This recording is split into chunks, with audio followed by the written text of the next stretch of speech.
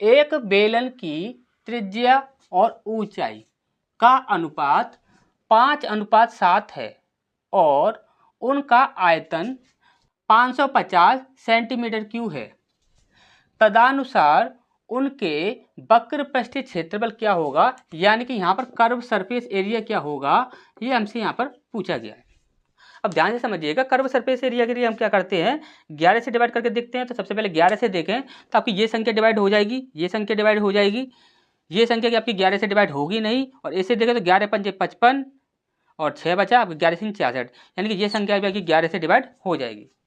अब यहाँ पर हम यहाँ पर देखते हैं तो यहाँ पर हमें 3 ऑप्शन मिलते हैं, ए, सी और डी। उसके बाद हमने बोला कि यहाँ पर त्रिज्या से भी डिवाइड करके देख सकते हैं। तो त्रिज्या को यदि हम देखें तो सबसे पहले हमारी त्रिज्या दी गई है, यानी कि ये आपकी त्रिज्या है और ये आपकी क्या है, हाइट है। हमने बोला त्रिज्या जो है क्या वो 7 से डिवाइड हो रही है, तो आप बोलो सर 7 से डिवाइड हो रही, 7 से डिवाइड नहीं हो रही है, तो इससे आप डायरेक्ट चेक कर सकते हो। यदि हम डायरेक्ट चेक करें तो इस संख्या के लास्ट में ना तो 0 है ना ही 5 है, तो ये संख्या कभी भी आपकी 5 से डिवाइड होगी नहीं, तो ये हमारा आंसर होगा नहीं। यहाँ पर आपका 0 भी मिल जाएगा और यहाँ पर आपका यहाँ पर भी 0 है, यानी कि ये दोनों संख्या आपकी 5 से डिवाइड हो जाएंगी। अब हमने बोला कि यहाँ पर हमारे फिर से भी 2 ऑप्शन बची हैं, ए और सी। इनमें से हमें चेक करना है। तो यहाँ पर हम क्या बचा है, हमारे पास हाइट बची है।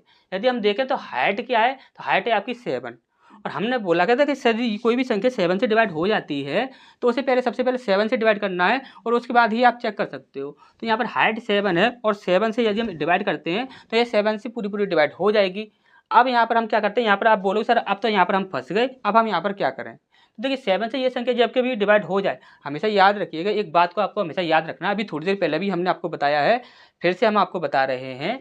यदि आपसे वक्र पृष्ठीय क्षेत्रफल पूछा जा रहा है और त्रिज्या और ऊंचाई इन दोनों में से यदि कोई 7 से डिवाइड हो जाता है, यदि कोई 7 से डिवाइड ना हो, ध्यान समझिए, यदि कोई 7 से डिवाइड ना हो तो वहाँ पर आपका क्या होगा, हर के स्थान पर 7 आता है, हर के स्थान पर क्या आएगा, 7 आएगा।